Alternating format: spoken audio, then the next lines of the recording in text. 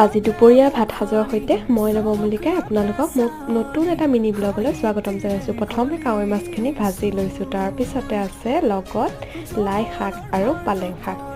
আৰু লাই শাক আৰু পালেং শাকৰ লগত কাৱৈ মাছৰ তৰকাৰী বনাম যিহেতু, গতিকে মাছখিনি ফ্ৰাই কৰি ল'লোঁ। আৰু এয়া তেল দি পাঁচফোৰণ কেইটামান ফুটাই লৈ পিঁয়াজ দি পেলাই শাকখিনি দি দিছোঁ। আৰু শাকখিনি দিয়াৰ আগতে মই ভালদৰে ধুই পেলাই কুটি মেলি লৈ হালধি আৰু নিমখ সানি মোহাৰি লৈছোঁ, কাৰণ শাকৰ তৰকাৰী মোহাৰি নল'লে ভাল নালাগে।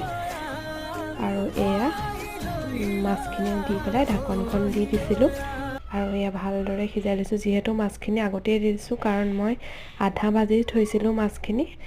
মানে তৰকাৰীত মই বেছিকৈ ফ্ৰাই কৰা মাছটো দিলে ইমান ভাল নাপাওঁ, গতিকে আধা ভাজি থৈছিলোঁ। আৰু এয়া উতলা ভাত, এয়া আমাৰ শাকৰ তৰকাৰী ৰেডি।